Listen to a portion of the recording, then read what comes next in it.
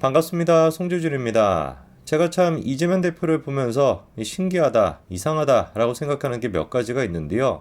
그 중에 대표적인 게 다른 사람한테는 상상도 할 수 없는 뭐 이런 얘기가 나오는 것 자체가 말이 안 된다 싶을 법한 그런 진짜 말도 안 되는 이야기들이 그 이상하게 이재명한테만 대입시키면 다 뭔가 자연스럽게 느껴진다라는 거예요. 이게 뭐 관상 때문인지 뭔지 뭐 이유는 잘 모르겠습니다만 이거는 찢 지지자들도 다 이해를 하고 그리고 또 공감할 것 같습니다.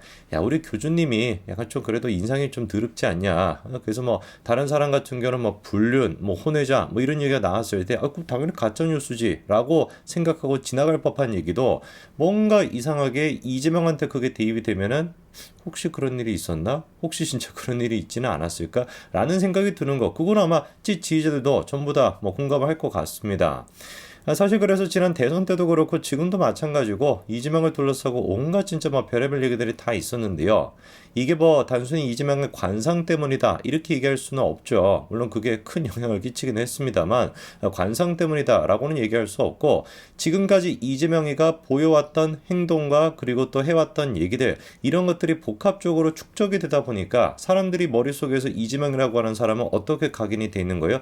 야, 저 인간 저거는 음흉한 인간이다. 저 인간은 겉과 속이 다른 인간이다. 모르게 몰라도 저 인간이 뭔가 뭐 사적으로 굉장히 문제가 많았을 거다. 이런 인식이 각인이 된 거 아니겠습니까?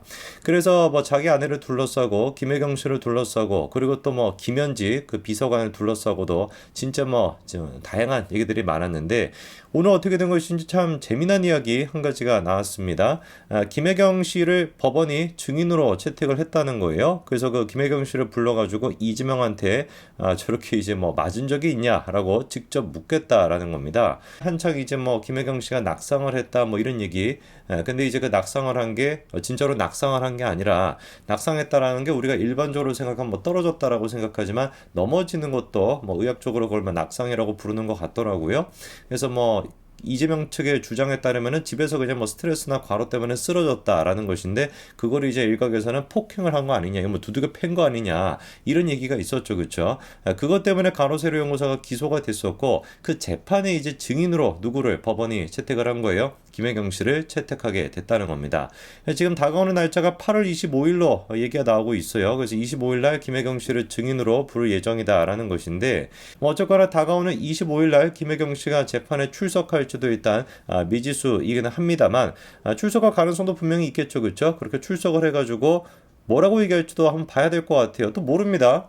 지금 이제 이화영 씨랑 이화영 씨 부인 두 사람에 대한 그 입장을 봤었을 때 누가 예상이나 했겠습니까? 이화영 씨 부인이 나와가지고 당신은 이재명한테 어떻게 배신할 수가 있냐? 나를 이제 당신을 위해 가지고 가족으로서의 그런 것들을 다 포기할 거다라는 식의 얘기가 법정에서 무슨 사랑과 진실 그런 식의 부부 싸움을 할지 누가 예상이나 했겠냐고요. 또 모르는 거예요. 김혜경 씨도 25일에 나와가지고 이재명 당신은 내 남편도 아니야. 나는 뭐 당신을 위해 가지고 내 자식까지도 이렇게 뭐 어떻게 될 수는 없어. 나는 진실을 위해서 싸우겠다. 또 이런 극적인 반전이 있을지 누가 또 알겠습니까? 또 지켜봐야 될 것 같아요. 일단 우리가 그때 당시에 그러니까 뭐 지금 김혜경 씨가 낙상을 한 거 그거에 대해 가지고 얘기가 나오는 거는 야 이거는 무슨 뭐 말도 안 되는 그냥 헛소문을 퍼뜨린 것이다. 허위 사실을 유포한 것이다. 라고 치부하고 넘어갈 문제가 아닙니다. 근본적인 문제는 따로 있어요. 김혜경 씨가 갑자기 낙상 사고를 당했다라고 하는 보도가 나왔고요. 그 원인에 대해 가지고 산책을 하다 그랬는지 잘 모르겠다. 뭐 이런 식의 반응이 나왔었거든요. 그러니까 산책을 하다 그랬다라고 하는 얘기는 낙상이라고 하는 의미가 뭐겠습니까? 쓰러졌다라는 의미보다도 진짜 떨어졌다라는 의미로 해석이 될 수가 있는 부분이죠. 처음에는 그래서 많은 사람들이 김혜경 씨가 왜 산책을 하다가 왜 이렇게 떨어졌다라는 것이지? 혹시 박 전 시장? 혹시 뭐 노무현? 약간 이런 생각이 들기도 했었죠. 근데 이제 그 얘기가 아니라 이후에 나왔던 얘기가 뭐냐? 생명이 위급한 정도는 아니었고 내일부터 정상 일정을 소화할 수가 있을 것이다. 집에서 그냥 과로나 스트레스 같은 걸로 쓰러진 수준에 불과하기 때문에 내일부터 금방 다시 복귀할 수 있을 거다. 이게 분명히 민주당의 공식적인 입장이었습니다. 그럼 보십시오.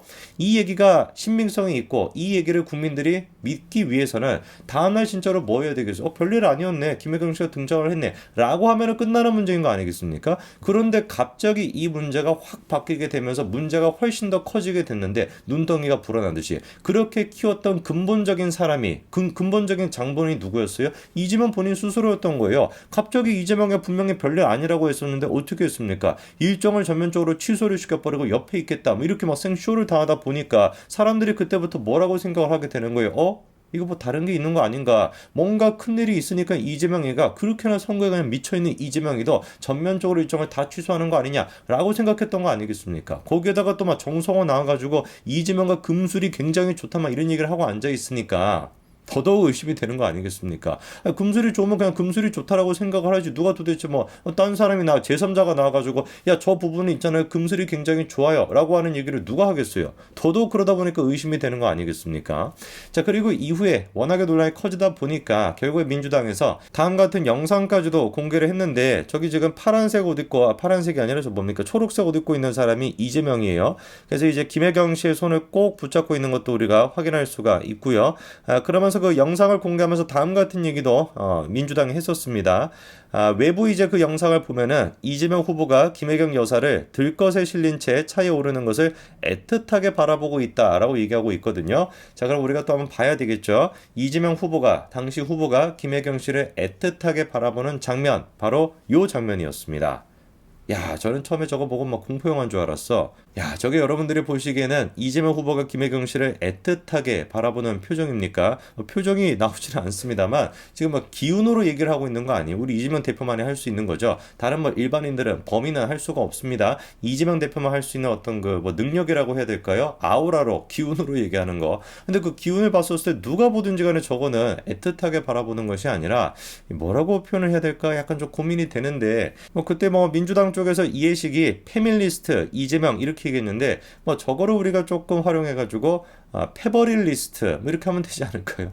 그래서 이재명 대표 같은 경우는 그때 당시 이제 저 표정이 저 기운이 애틋하게 바라보는 것이 아니라 저거를 그냥 확 그냥 그 이제 녹음 파일에 나오는 그런 어떤 기운이 아니었을까라는 생각이 좀 듭니다. 어쨌거나 그러니까 이재명 대표를 둘러싸고 김혜경 씨가 낙상 사고를 당한 것이 아니라 실제는 어떻게 패버린 것이다 이런 얘기가 나왔던 게 그 근본적인 원인에 누가 있는 거예요? 이재명 본인 스스로도 있는 겁니다. 본인이 그냥 오바를 해가지고 저것도 선거를 위해 했던 것이라고 봐야 되겠죠. 자기가 가정적인 남편이고 아내를 위해서 이렇게 헌신적인 남편이다 라고 하는 거를 또 생쇼하면서 보여주기 위해 가지고 일정까지 전면적으로 취소하다 보니까 그냥 정상적으로 그냥 행동을 했으면 사람도 별다른 생각 안 하고 지나갔을 텐데 괜히 자기가 그냥 뭐해도 뭐가 좀 캥기는 게 있는 사람처럼 저렇게 오버액션을 하다 보니까 더더욱 그것 때문에 국민들이 의심하게 된 거 아니겠습니까? 뭐가 됐든지 간에 우리가 또 지켜봐야 될 것 같아요. 25일 날 김혜경 씨가 출석을 해가지고 진짜로 이화영 부인 해버리는 건 아닐지, 그리고 이화영 씨 부인 해버릴 수 있는 가능성도 분명히 제가 있다고 봅니다. 이화영 씨 부인 같은 경우도 이화영 씨 지금 내연녀다 뭐다 이래가지고 그런 게 좀 신경 쓰이지 않겠습니까? 그런 소문들이 나오는 게. 그런데 우리가 주목해봐야 되니까 그 낙상사고 당시에 갑자기 누가 실검에 그냥 오르락 내리락 했던 거예요. 김현지 씨가 급부상을 했었거든요. 그 김현지 씨 다 알고 계시죠, 그렇죠? 지난 대선 기간 동안에 뭐였습니까? 이재명이랑 무슨 관계가 있는 거 아니냐, 또 애까지 있는 거 아니냐 이래가지고 온갖 진짜 더러운 얘기들이 있었고 그것 때문에 김현지 씨가 고소까지도 하고 그랬었는데 상식적으로 우리가 생각을 해보자라고요. 그렇게 김현지 씨를 둘러싸고 소문들이 있었습니다. 허위사실이다 라고 이재명이 주장을 하지 않겠습니까? 그러면 허위사실이라고 한다면 어떻게 해야 되겠어요? 허위사실이라고 하든지 간에 그런 소문이 있었으면 아내 된 입장에서는 그런 당사자였던 김현지 씨에 대해 가지고 근처에도 있는 게 싫지 않겠습니까? 그게 정상적인 부부의 모습이겠죠. 내 남편과 어떤 그 비서가 그런 식의 썸씽이 있었다라는 식의 가짜뉴스가 있다라고 한다면 가짜뉴스 때문이라도 당연히 이제 앞으로는 이재명 주변에 그런 사람이 안 오기를 바라지 않겠습니까? 그런데 이재명이는 어떤 선택을 했어요? 그렇죠? 국회의원이 되고 난 뒤에도 김현지 씨를 옆에다가 꼭 같이 두고 있었고 그래가지고 김현지 씨가 이재명이 기소가 되니까 뭐라고 문자까지 보냈던 겁니까? 전쟁입니다 라고 하는 문자까지도 보냈던 것이죠. 모르겠습니다. 제 상식에서는 이상한 건지 뭔지는 모르겠습니다만 그렇게나 김현지 씨를 둘러싸고 온갖 가짜뉴스가 난무했다라고 한다면 정상적인 남편이었으면 그런 김현지 씨를 가짜뉴스라고 해도 당연히 주변에 안 둘 것 같은데 우리 이재명 대표는 어떻게 된 것인지 끝까지 그렇게 김현지 씨 옆에다가 두고자 하는 강력한 의지가 있고 그 의지 때문에서라도 우리 김혜경 씨가 25일 날 돌발 행동을 하지는 않을까 싶네요. 과연 25일 날 어떤 일이 발생하게 될지 흥미롭게 우리는 지켜보면 될 것 같습니다. 또다시 이화영 부인 해버리는 건 아닐지 저는 기대가 되는데 이재명 대표는 두렵지 않을까 싶네요. 여기까지 말씀드리겠습니다. 감사합니다.